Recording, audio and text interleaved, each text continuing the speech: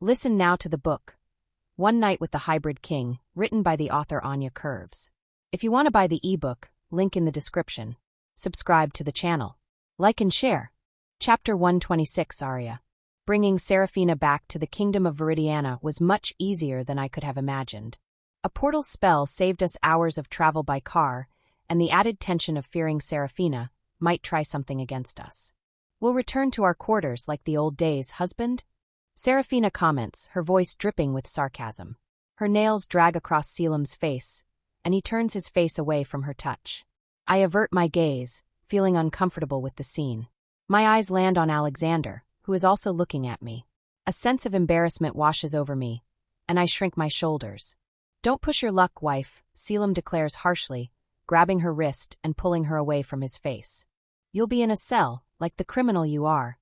Seraphina's eyes flare, and I hear her heart race at the news. She pulls free from Caelum's grip and marches down the castle corridor. I notice Caelum roll his eyes and follow her. Should we accompany them? I ask with genuine doubt, tilting my head to the side. Alexander slides his arm around my shoulder and pulls me closer. No, they have serious matters to resolve between themselves. Did you notice how Caelum reacted to Seraphina's accusations? She knows exactly how to hit his nerve, Alexander replies thoughtfully. Did you know? I ask, lifting my eyes to meet Alexander's. That he gave up part of his soul to save you? Alexander shakes his head, his whole body tensing near mine, a wave of anxiety sweeping through me. I didn't know either. He didn't tell me anything, I mumble. He always hides things from me. In reality, he's always doing anything for you, Aria. Alexander says sincerely, and it makes me uncomfortable. Caelum loves you as much as I love you. I shake my head at his statement. I pull Alexander by the hand, leading us toward our room. I don't care who he loves or doesn't love. I care about us. We need to talk. Once we reach our room, Alexander diverts my attention from my greatest worry, his life. He leads me with kisses and subtle undressing into our bathroom. We take a delightful bath together, exchanging caresses and heightening my desire for him. We need to talk, Alex, I say as he kisses my neck and guides me to the bed. No, we don't. Let's just be the two of us tonight. Our bodies and hearts, Aria, my mate, Alexander declares, his voice heavy with desire. Unable to resist his command, I surrender to his arms, to his kisses. His touch ignites my body, and I realize that now, as a transformed being, the sensations are 1,000 times more intense. They're more delicious. Did you always feel all of this? I ask between breathless moans. It's wonderful, I want more. Alexander chuckles near my ear and pulls me to straddle him. I scratch his chest as I take control of the pace. I feel our bodies becoming one, intertwined and complete. The night belongs to us, and I feel the world stop for a few moments, all the worries fading away. Returning to Drave's prison wasn't something I thought I'd be doing so soon. Seraphina walks around as if she owns the place, and it consumes my soul with rage. I remain on high alert, constantly watching for any treacherous move from Seraphina, ready to flee at any moment. When we finally reach Drave's cell, he looks defeated, lacking the arrogance I last saw in him. Drave is seated at the back of the cell, his green eyes darker than ever, with no sunlight reaching the room. Little brother, you're really desperate, aren't you? Drave remarks, his voice laced with weak sarcasm.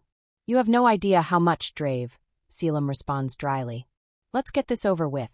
Caelum pulls Seraphina by the arm and places her in front of the cell. Alexander and I take a few steps back.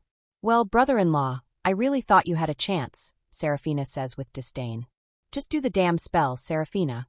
Caelum orders, his patience clearly running out. His voice echoes through the stone walls like contained thunder, heavy with authority and a touch of exhaustion. Seraphina sighs dramatically, as if the effort is beneath her greatness.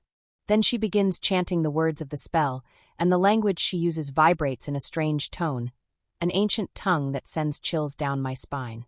At first, nothing happens. The silence, except for her voice, is oppressive. Then slowly, the prison walls begin to change color, taking on a golden, pulsing glow, as if they were alive. It's as if the space around us is suddenly sucked into a different dimension. The scent of magic grows stronger, a metallic, spicy mix that burns in my nostrils. It's suffocating and almost intoxicating. From Seraphina's fingertips, a beam of golden light begins to emerge, moving with graceful menace. The energy is palpable, dancing through the air until it reaches the cell and finally touches Caelum. Alexander, standing beside me, grips my shoulders tightly, pulling me closer to him, as if he could shield me from the immense power filling the space. The beam slowly envelopes Caelum, wrapping around him like a golden serpent. The light pulses, a living throb that syncs with the beat of my own heart. It's hypnotic and terrifying.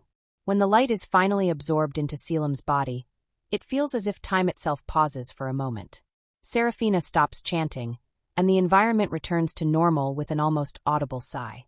She casually wipes her hands, a gesture that contradicts the magnitude of what she's just done. There, it's done. You two are now bonded, she declares in an almost bored tone, as though she just completed a trivial task. United forever, little brother. Don't die out there, all right? Drave comments with a sharp humor. But everyone's attention is drawn when Seraphina, impatient, demands. Now you're part of the deal, Seraphina orders, her voice tinged with anxiety. Caelum smiles. It's not just any smile, but a sharp one full of malice. Oh, about that plans have changed, wife. His tone overflows with irony, and my breath quickens in anticipation. Guards! From the dark corridor, footsteps echo, and a group of more than 5 soldiers emerges from the shadows. They surround Seraphina, who finally loses her composure, her expression twisting into a mix of disbelief and pure rage. Arrest my wife, Seraphina ravens heir. Caelum commands with cruel satisfaction. I look at Caelum, stunned by the turn of events. The guards approach Seraphina and place an inhibitor cuff on her powers. You fucking traitor, we had a deal. Seraphina spits the words, furious. Caelum flashes her a malicious and disdainful smile. Yeah, we did. But I learned from the best you. To never keep my word. Take her to a cell, the deepest, coldest, and most isolated one in here, Caelum orders with amusement. I stand frozen, shocked by everything happening. The prison, already oppressive, now seems to pulse with chaotic energy, mirroring the turmoil within me. When Seraphina is dragged away, her cries of protest echo down the corridor, but no one moves to intervene. When we are left alone again, the silence is heavy. Alexander is the first to break the quiet. Caelum, why did you do that? I was willing to go with Seraphina, to honor our part of the deal. His voice is heavy with disbelief, and perhaps a touch of frustration. Caelum finally puts his hands in his pockets and shrugs. I didn't sacrifice half my soul for you to waste it like this, Caelum responds. Suddenly, I hear Caelum's voice in my mind, soft and gentle, almost like a whisper. I'll never let you lose what makes you happy, Aria. Alexander makes you happy, doesn't he? I want that for you, all the happiness in the world. The family you've always dreamed of. I love you, Aria. The silent declaration warms my heart and leaves me speechless. I can't look at him, but I feel a quiet gratitude and a pang of something deeper, something I can't name. Well, let's go then, because I need to see my children, Caelum declares casually, already walking toward the exit. Chapter 127 Aria. 1 month later. The room I'm in is illuminated by a soft golden glow that pours through the large windows, reflecting off the polished surfaces of the ornate furniture. The mirror in front of me covers almost the entire wall, and in it, I see my reflection transformed into something that looks like it came straight out of a fairy tale. My wedding dress is a work of art. The delicate lace forms intricate patterns that spread like blooming branches, and the tiny gemstones adorning it capture the light in a hypnotic way. The cream-colored fabric contrasts beautifully with my dark skin, as if the dress was made to highlight every detail of me. Mom, you look like a princess. Eloan exclaims with such pure joy that my heart nearly bursts. Her green eyes shine like live emeralds, and the smile on her little face is radiant. Your mother is going to become a duchess, Eloan. A beautiful duchess, Lyra comments with pride. I know that, to her, the title means more than the union itself. Still, I choose to ignore her comment, refusing to let anything spoil this special moment. I turn to look at my daughter, and she's stunning in her turquoise blue dress. The color accentuates her well-defined curls, which cascade in shiny waves down to her shoulders, adorned with a crown of delicate flowers. It's as if she herself is a little princess from an enchanted kingdom. You look more beautiful than I do, my princess, I say, my voice choked with emotion. Eloan laughs and takes my hand, pulling me to stand side by side in front of the mirror. For a moment, we just stare at our reflection, and my heart fills with indescribable tenderness. I try to hold back the tears threatening to fall, but a few manage to escape. My mother, ever observant, hands me a handkerchief. I carefully wipe away the tears, avoiding smudging the flawless makeup the talented makeup artists spent hours perfecting. "It's time, Miss Aria," a castle servant informs me. I take a deep breath, trying to control the mix of anxiety and joy that overwhelms me. I leave alone with my mother for a moment and make my way toward the grand garden where the ceremony is about to take place. The place is a dream. The castle garden is vast, with towering trees whose leaves sway gently in the sea breeze. The sound of the ocean in the background creates a natural melody that blends with the elegant sounds of musicians playing violins in perfect harmony. The aisle leading to the altar is decorated with flowers in pastel shades, forming a natural arch that looks like it came from a painting. When I reach the beginning of the aisle, my gaze meets Alexander's. He's standing at the altar waiting for me, and for a moment, the entire world disappears. He looks stunning in his dark blue tuxedo, his brown hair, always rebellious, carefully combed back. But it's his gaze that takes my breath away. There's so much peace and love in his eyes that I feel a wave of tranquility wash over my heart.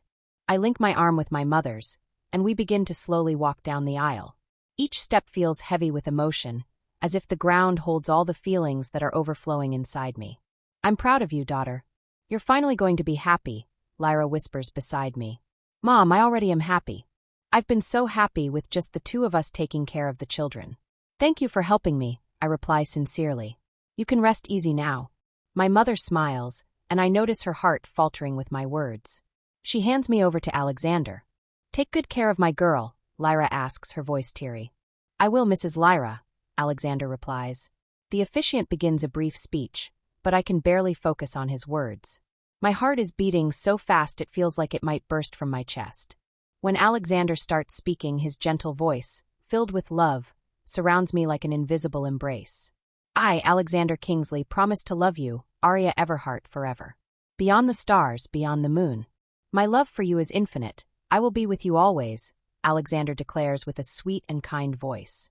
Every word he says penetrates deep into my soul. I can't contain the smile that spreads across my lips, and I feel the tears threatening to fall again. "I, Aria Everhart, promise to love you, Alexander Kingsley, every day until the end of time. My heart and love are yours forever." With all gathered here as witnesses to the union of Alexander and Aria, I now pronounce you husband and wife. As soon as the officiant announces our new status, Alexander pulls me into a kiss that is gentle and full of promises. The sound of the ocean, the touch of the breeze, and the applause around us make the moment even more magical. Finally, we are one, and I feel that this is just the beginning of something truly eternal. The music filling the ballroom is soft, almost ethereal, as if the notes float in the air before dissolving. The ballroom is grand, illuminated by dozens of crystal chandeliers that shimmer with the warm light of candles. The voices of people talking and the occasional laughter are muffled by the sound of the melody, enveloping everyone in a magical atmosphere. "May I have this dance, Duchess Aria Kingsley?" Caelum asks, his voice low and gentle, as if afraid to break the spell of the moment. He extends his hand to me with elegance, his green eyes shining with a soft intensity. "I promise I won't make any advances, Aria," I hear Caelum's voice in my mind. I can't help but smile, a smile that blooms from the heart and stretches across my lips. There is something so unpretentious and sincere in his request that I can't refuse. I take his hand without hesitation, feeling the firmness and warmth of his fingers as they envelop mine. The party is lively, with couples scattered around the ballroom and children running joyfully between the richly decorated tables. My eyes find my children, playing with other kids in a more distant corner, and my heart warms to see them so happy. My gaze searches for Alexander, and I find him talking to a group of nobles. He's elegant as always, with his impeccable posture and easy smile. When our eyes meet, he gifts me with a warm smile that sends a comforting heat through my chest. I respond with the same gesture, silently conveying, "I'm fine."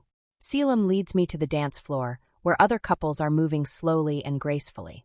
The music changes to something more captivating, a rhythm that calls for closeness and connection. He places his hand on my waist, drawing me gently closer. My hand rests on his shoulder, while the other remains intertwined with his. There's something reassuring in the firmness of his touch, in the way he leads our movements with precision and lightness. The subtle scent of Caelum, a mix of wet earth and fresh pine, reaches me, intensifying the intimacy of the moment. "How are you?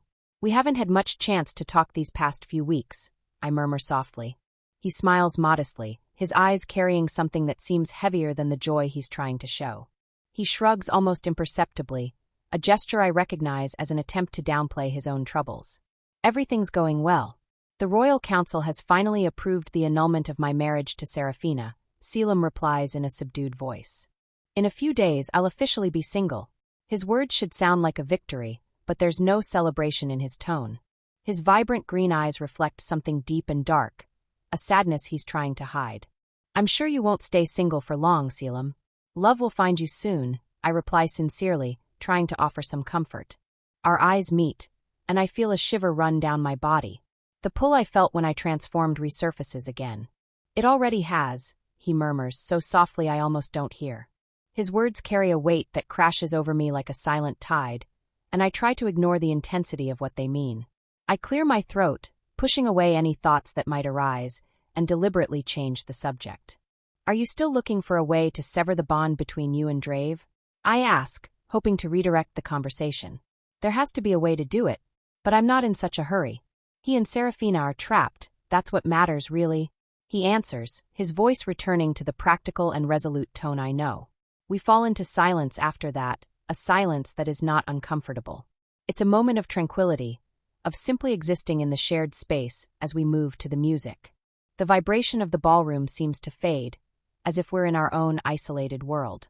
Suddenly, I sense Alexander's presence before I even see him. He approaches with steady steps, his tall and imposing figure radiating a warm calm. May I steal my wife for a moment, Your Majesty? Alexander asks with a hint of humor. She's all yours.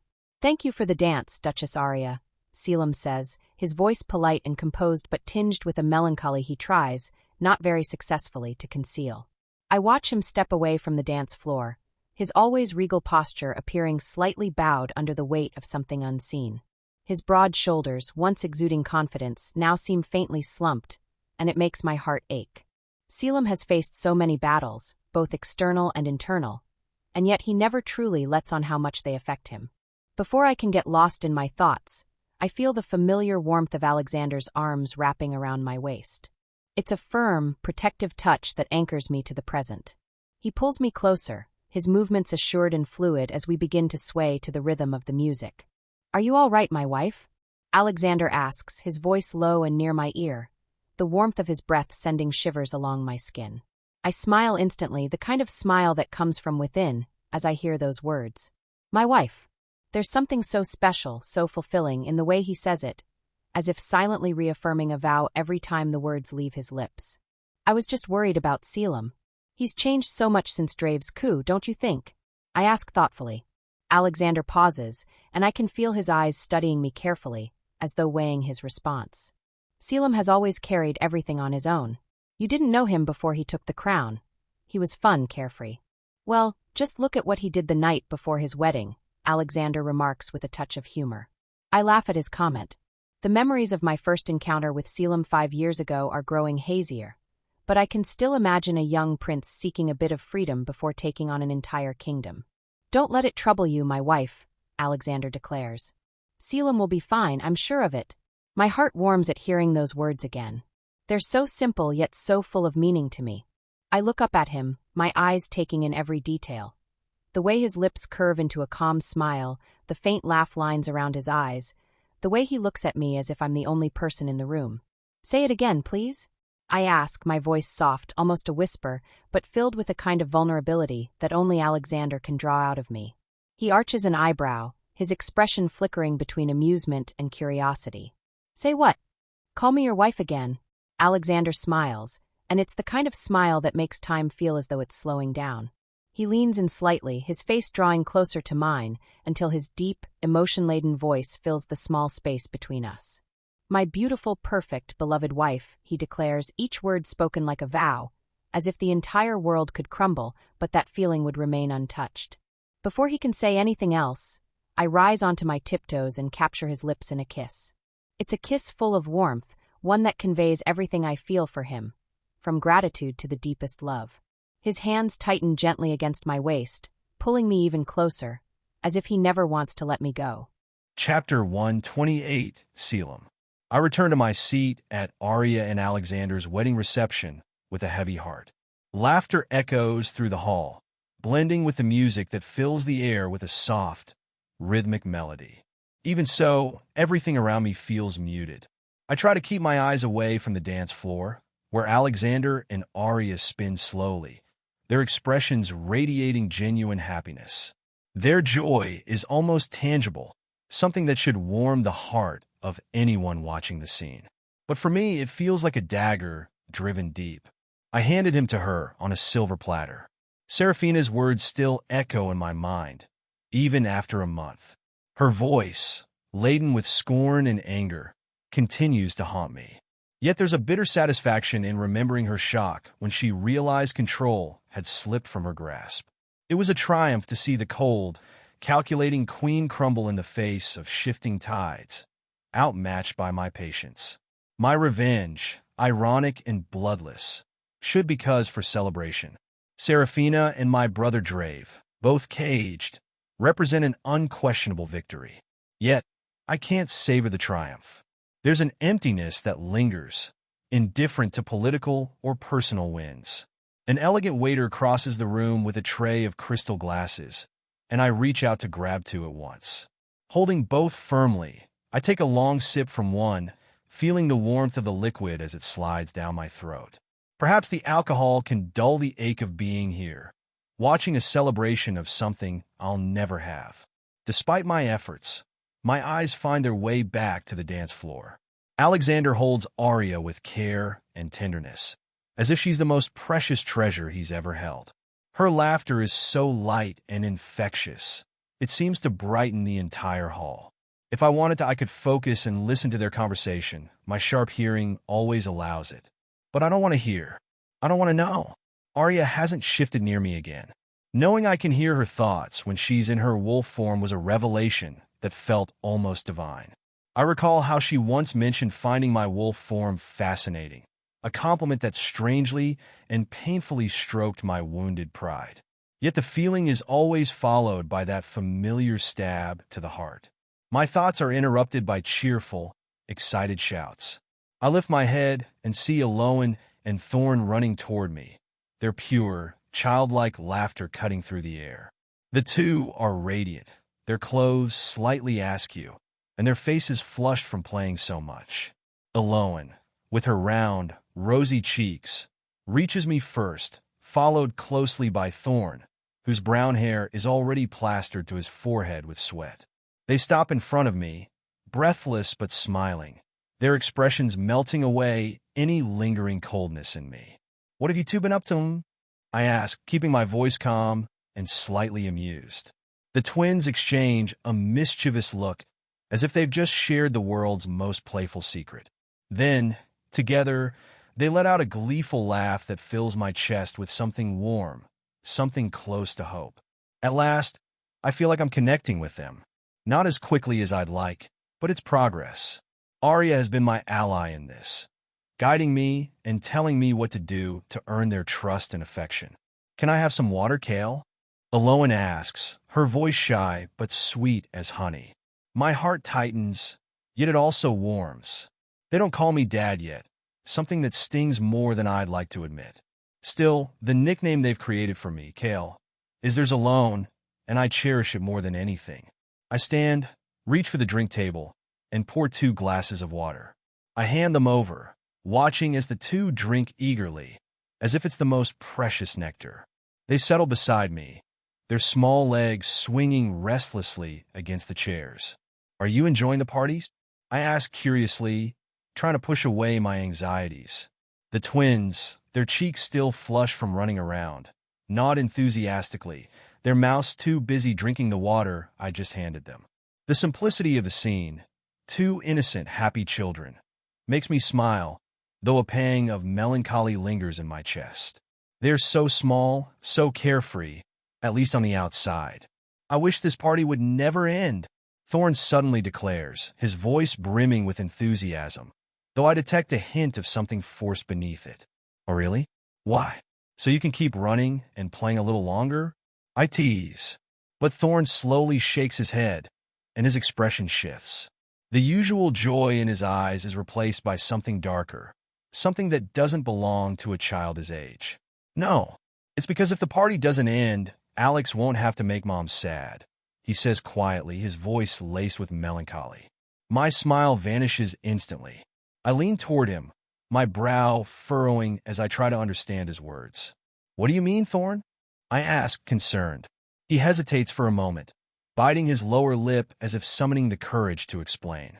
Finally, with a small, weary sigh, he murmurs. Alex is going to make Mom so sad she won't even want to see us anymore, Thorn answers. I blink, trying to process the meaning behind his statement. Are you afraid Alexander will stop Mom from seeing you too? Is that it? But Thorn shakes his head again. I'm left confused, unsure of what my children are feeling about Alexander and Aria's marriage. I've observed the four of them together. The twins adore Alexander, and my cousin treats them as if they were his own children. Look, Alex loves you both. He loves your mom too. I'm sure he'd never do anything to hurt her. He's a good man, I say, trying to reassure my son. Aloan, who has remained silent until now, reaches out her small hand and places it over mine, capturing my attention. Her touch is delicate, but firm enough to pull me out of my whirlwind of thoughts. You're very good too, you know that? Aloan says softly, her voice sweet. Oh really? And why's that? I raise an eyebrow and smile slightly, trying to lighten the mood. Because you let Mom be Alex's mate first, and then yours. You let him love her first. And that's really kind of you, isn't it, Thor? Aloan looks at her brother, and he nods emphatically. For a moment, my mind falters, as if being tugged between two different worlds. Aloan's innocent words carry a depth that strikes me like lightning. The memory of what Drave said about the twins having a supernatural essence surfaces in my mind like a distant but persistent echo. Yellow, do you ever feel like you're in a dream? One that's very, very real? I ask carefully, my curiosity now tinged with a thread of fear. The two exchange glances for a moment and, as if sharing a silent language, nod in unison. Have you seen something very sad happening to Mom and Alexander? Once again, they both nod. Do you want to tell me what you saw? I try to keep my voice steady and encouraging, though my heart is pounding so hard I can feel the blood rushing in my ears. Thorn hesitates, softly kicking the leg of his chair while avoiding my gaze. Can we go back to playing? He asks in almost a whisper, his voice carrying a vulnerability that breaks my heart.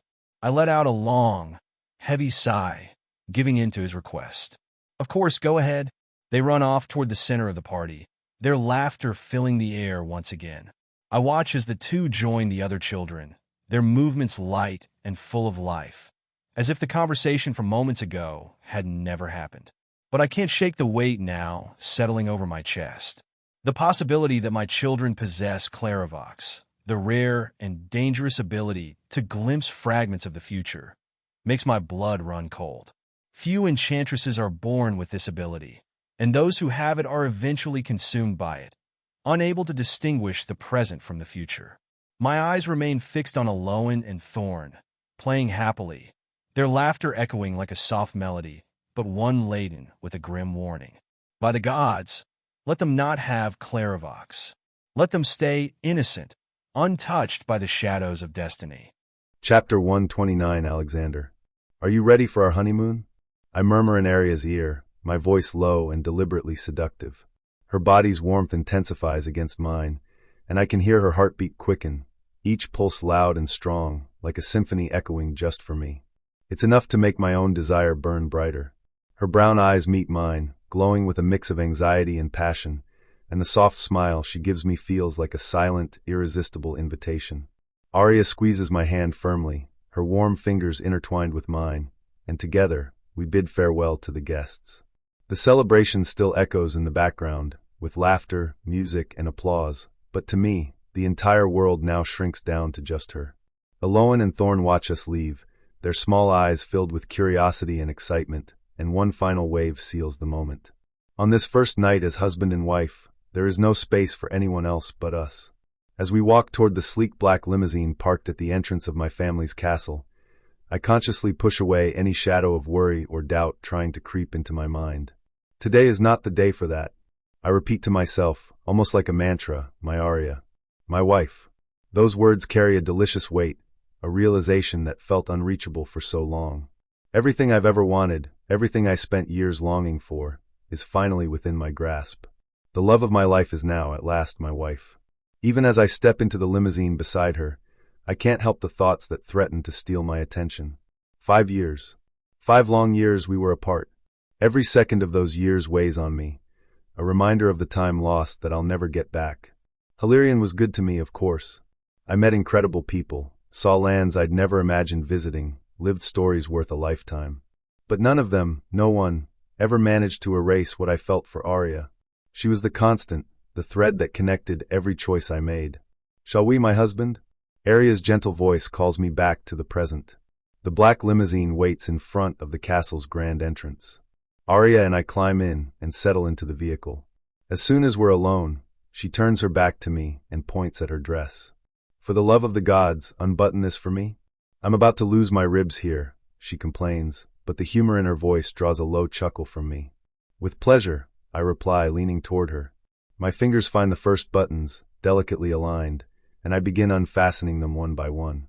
The fabric is soft under my fingers, but it's her skin, warm and smooth, that truly holds my attention as it's slowly revealed. I reach the midway point and pause, leaning closer to whisper in her ear. Is this good enough?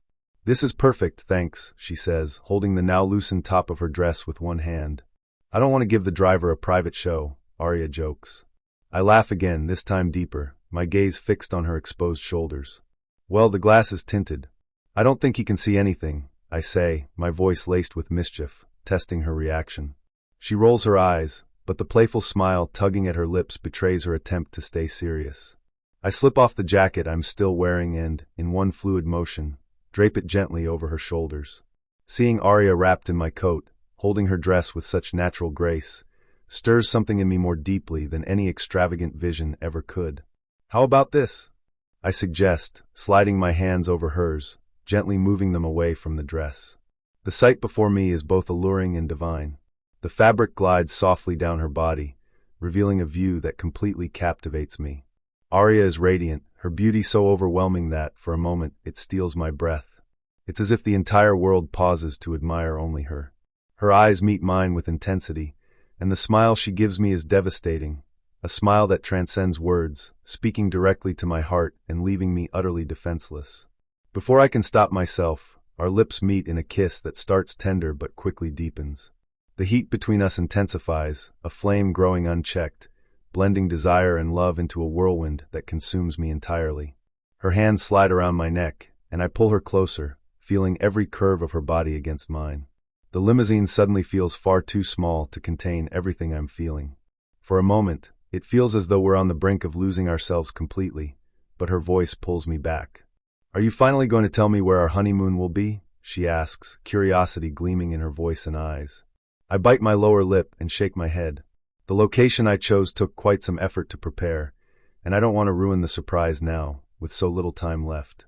This night has to be absolutely perfect for Aria. Why all the mystery? She grumbles playfully, her eyes still locked on mine, waiting for an answer I don't give.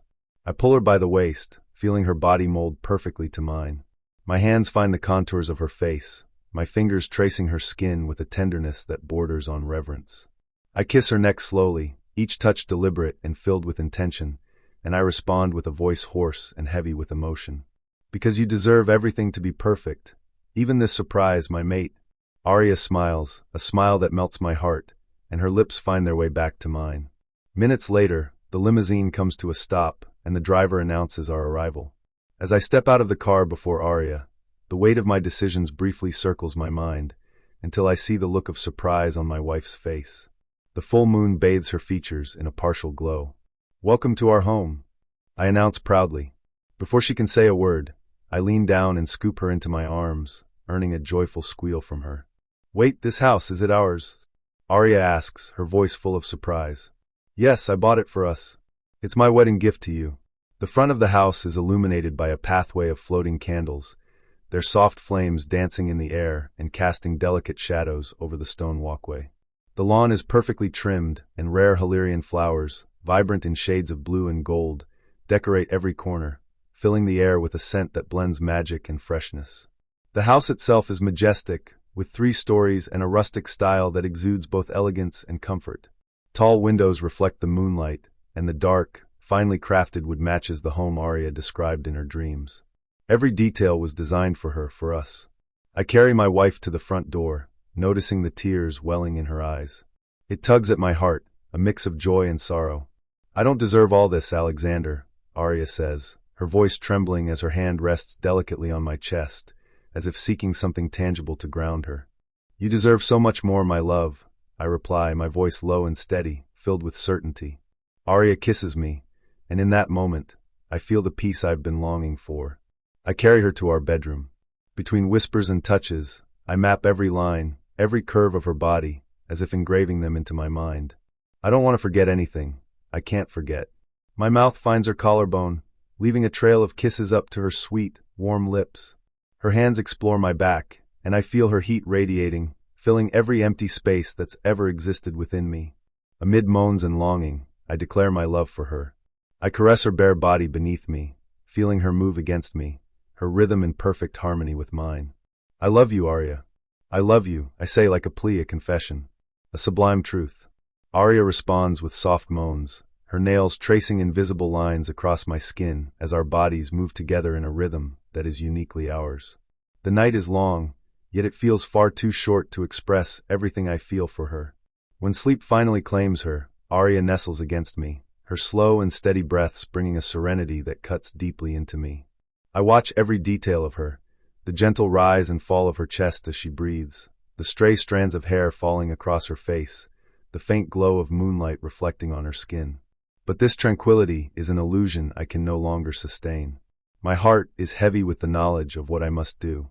Each second I remain here is a reminder of the sacrifice I've decided to make, and the longer I stay, the harder it becomes to leave. With the utmost care, I slide out of bed, ensuring I don't disturb her. I gather my clothes, dressing in absolute silence, as though any sound might betray my resolve. Before leaving the room, I pause at the door, taking one last moment to watch her sleep. In the study, the atmosphere feels oppressive, the air heavier than usual. I place the documents on the desk, transferring everything into Aria's name. I want to ensure she and the children are safe, provided for. Each signature feels like a dagger to my soul, a reminder of what I am about to lose. Finally, I sit in the armchair, staring at the paper before me. The words come with difficulty, but they must be written. My hand trembles as I begin. My beloved and perfect mate, Aria. I swear I tried not to do this. I swear I tried to be selfish and forget the agreement I made with Seraphina. But my heart bleeds at the thought of how the kingdom of Syltirion is falling into darkness. I've spent good years in Hilarion, years I wish I could have told you more about. Knowing how Hilarion is, I can't stop wishing for Syltirion to become the same.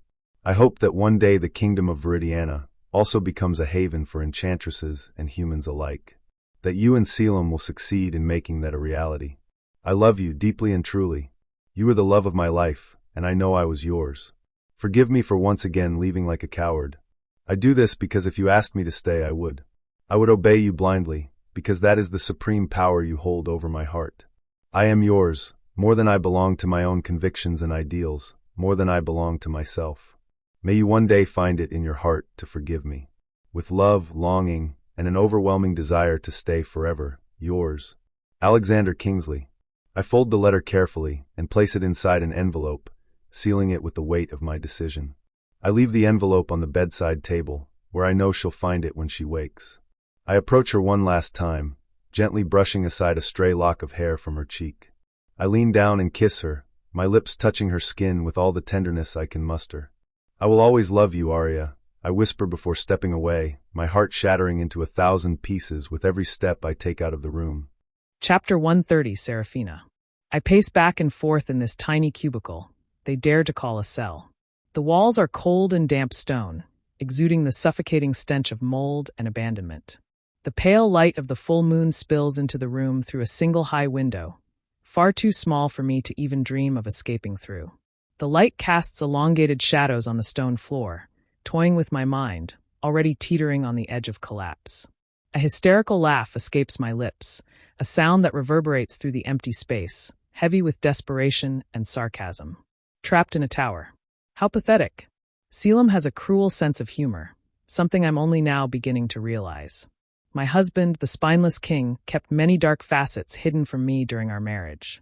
And here I am now, caged in the highest, most isolated cell of the prison, like a dangerous animal that needs to be restrained. The runes carved into the walls glow faintly, pulsing with an energy that I feel draining the last remnants of my vitality. It's a constant burden, suffocating, as though these cursed stones are alive, feeding on my magic. I need to get out of here. I need to get out of here, I murmur repeatedly to myself, my bare feet tracing the same circular path, wearing down the stone floor with my insistence. Every minute in this place takes me one step closer to madness. I can feel it, lurking, ready to devour what's left of my sanity. I'll get out of here and make Caelum crawl for my forgiveness. I scream at the walls, my voice echoing like a dark promise. Yes, yes. He'll crawl. I'll turn him into a grotesque, slimy worm. My mind, though weakened, begins to conjure escape plans, strategies to break down these invisible barriers. But everything involves magic, and my powers are out of reach, ripped away from me by Caelum. Suddenly, a sound breaks the monotony. Heavy footsteps echo down the stone corridor. I stop pacing and tilt my head, frowning. It's not time for the patrol. They never conduct rounds in the middle of the night. What's happening? My question doesn't go unanswered for long. The cell door creaks open, and I take a few steps back, instinctively cautious. You? I ask, my voice laced with surprise and irritation. Were you expecting someone else? Alexander responds curtly. Alexander stands at the entrance, dressed in an immaculate tuxedo that looks absurdly out of place in this decaying environment. In his hand, a small orb of light flickers, a magical tool he must have used to bypass the runes. But what truly catches my attention is the ring on his finger. A bitter laugh escapes me. You ran away from your wedding to Aria? What's the matter? Realized she's dull. I retort with acidic humor. No, he replies coldly, without amusement. I'm here to fulfill my part of the deal. Unless, of course, you'd rather stay here. Alexander begins to close the door, and I lunge forward. No, I cry out desperately. I don't want to stay here anymore. Alexander raises an eyebrow but opens the door wider, allowing me to step through. I take cautious steps out of the cell, feeling the cold, rough stone beneath my bare feet. Each step is a painful reminder of the humiliation I've endured here. How long have I been in here? I ask, my voice lower now, almost a whisper. Alexander furrows his brow and shuts the door behind me with a firm click. A little over a month, maybe. His gaze sweeps over me, his expression heavy with pity, a look that stings more than any insult. What did they do to you in there? I straighten my posture, ignoring the discomfort of my appearance. I'm clad in a prison uniform, coarse and gray fabric that chafes my skin and makes me feel smaller. But something within me stirs, a faint pulse, a glimpse of magic returning to my body. Ask my husband, I reply with sarcasm, crossing my arms. He wanted to give me the VIP treatment, 5 stars. I'm sorry, Alexander says with a tone of regret that almost makes me believe his sincerity. Why are you doing this, Alex? There's a reason Caelum locked me up. Why would you free me? My question drips with distrust as I narrow my eyes at him. Syltirion deserves to be saved, he replies, his voice firm but tinged with exhaustion. And I don't like breaking promises. His empathy for my cause disarms me in a way I didn't expect. The sincerity in his voice, the determined glint in his eyes, it all makes me question, for a brief moment, whether I deserve this help. The truth is, Alexander is a good man, a principled one, and under different circumstances, he would have made an admirable king. Great. Now, Mr. Newlywed, how do you plan to get me out of here and back to Syltirion? I ask, crossing my arms over my chest. Alexander gives a faint smile, one that teeters between confidence and weariness. I've learned to use the powers Caelum granted me, Alexander responds with pride. With a firm gesture, he summons a portal. The air around us distorts for a moment, a low hum filling the space as the magical circle takes shape. A portal, leading directly to my spell-casting hall. Surprised, I clap my hands in a theatrical gesture, though what I truly feel is a genuine twinge of respect for what he's accomplished. Alexander, you'd make an excellent enchantress if we had the time to refine your potential, I say with an uncharacteristic touch of enthusiasm in my voice. Without hesitation, I hook my arm through his and step toward the portal, feeling a chill run down my spine as I pass through to the other side. The moment I step into my spell-casting hall, a wave of warmth floods over me. It's as though my entire being has been submerged in a restorative bath. My powers return fully, humming through my veins like a melody long forgotten. The hall is just as I left it, though a faint hint of disorder betrays the passage of time. The books on the towering shelves, the meticulously organized potions on the workbenches, and the magical stone altar at the center. All of it seems to beckon me back to life. Alexander surveys the room, his eyes scanning my vast collection of spell books. There's a subtle fascination in his expression, but also a clear worry. He feels it just as I do. The air in Syltirion is heavier. Time is running out, and the pressure to act weighs on us like a suffocating mantle. How do you plan to save Syltirion, Seraphina? Alexander asks. I point to him and beckon with my finger, directing him to lie down on the magical stone altar. I'm going to summon an entity from the Forbidden Realm. I begin to explain as I gather some magical artifacts. You'll be my conduit. Alexander hesitates for a moment, but then complies. He lies down on the altar, adjusting his posture while watching my every move intently. My hands begin arranging the magical artifacts around the altar, crystals, black candles, and symbols etched into ancient bones. As I work, my eyes drift to him. His immaculate attire, the elegant tuxedo now rumpled and stained, stirs a thought in me. Did you marry her today? I ask softly.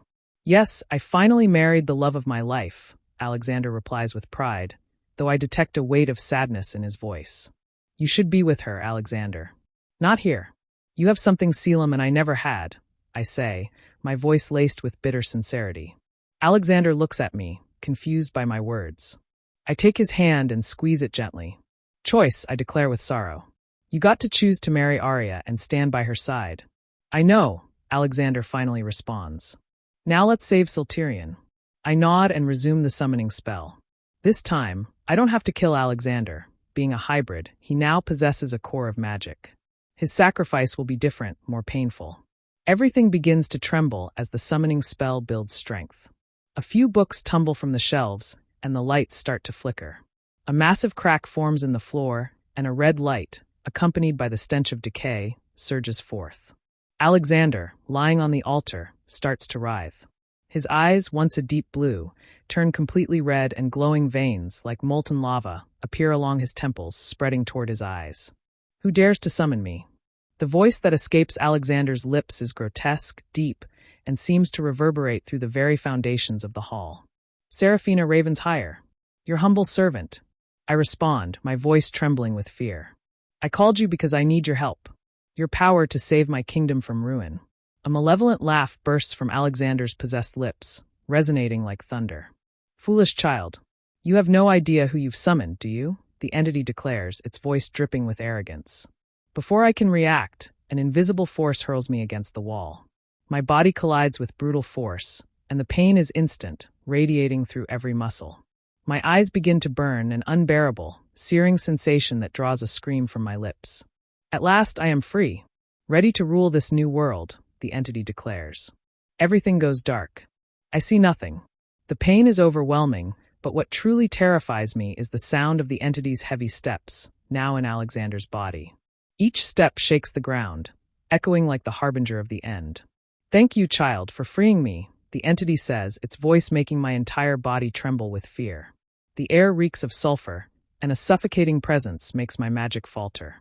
What have I done? Regret crashes over me like an avalanche. With little time to think or act, I fumble on the ground and feel a piece of paper in my hand. I can't identify it, but I use it for a locator spell. I whisper my message into the paper and enchant it to find Caelum, my last hope for Syltirion. If you like it, subscribe, share, comment, and like. If you want to read the book, link in the description.